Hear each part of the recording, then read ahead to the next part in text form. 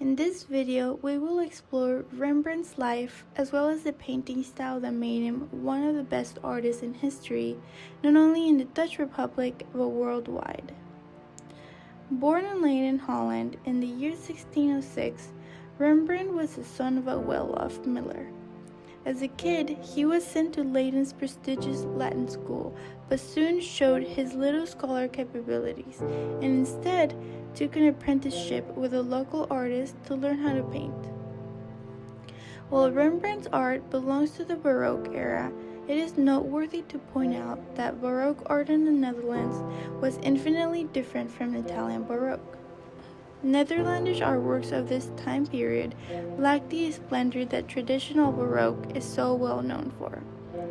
Furthermore, the art of the region had many divisions and subdivisions within the art movement, and Rembrandt was a prime example of that, given that he was famous for his portraits and self-portraits, a common genre of painting in the merchant-dominated society of Holland. After his apprenticeship with a local artist in Leiden, young Rembrandt moved to Amsterdam, where he became Piet Lastman's apprentice. However, after a time, Rembrandt realized he did not agree with the way Lastman approached art and decided to go back home and open a studio of his own. After several years working in Leiden, but continuously visiting Amsterdam for commissions and other work, he finally decided to move there full-time so he could fully pursue his career and satisfy his increasing patrons. It was there he met Saskia, who would soon become his wife and who was the subject of many of Rembrandt's paintings, which has been taken as a sign that both parties were happy with their union and enjoyed a lot of intimacy and closeness. This painting is in fact a portrait of young Saskia, and it showcases some of Rembrandt's characteristic style elements. For example, the use of chiaroscuro all throughout the composition to achieve emphasis on the artist's chosen focal point, in this case the face, while keeping most of the background dark and general as not to distract the viewer. Furthermore, notice how Saskia's face is half in shadow, half in light, with an eye completely shaded and the other one partially lit. This was also a typical trait of Rembrandt's paintings, for a subject's face to be only half illuminated.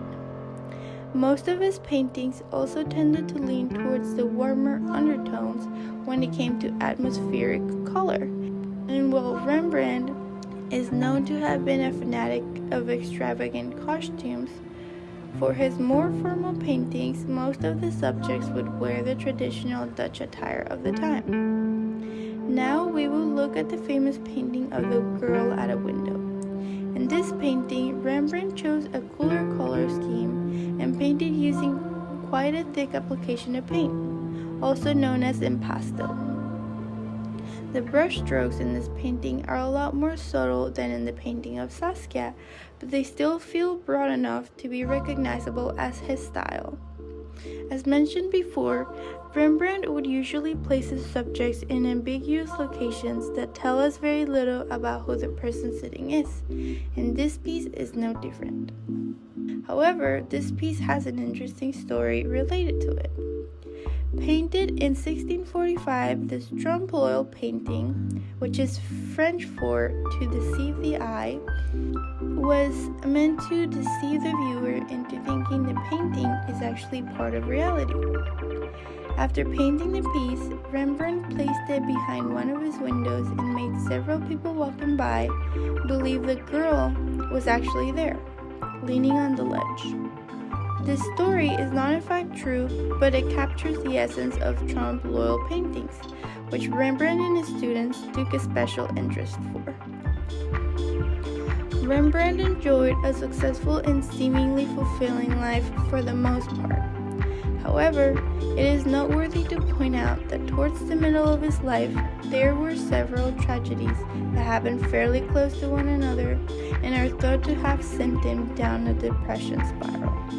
To begin, him and his wife lost several children, which sparked the beginning of Saskia's health decline. Then his mother passed away too, and shortly after, Saskia followed. This caused Rembrandt to seek solace in his art, as he had always done, and thus spend lavishly on props and other items he found useful for his painting. Eventually, he had to declare himself bankrupt and had little work opportunities. His fame had decreased and he became somewhat of a forgotten artist. He died October 1669, but his paintings and artistic genius will forever be remembered.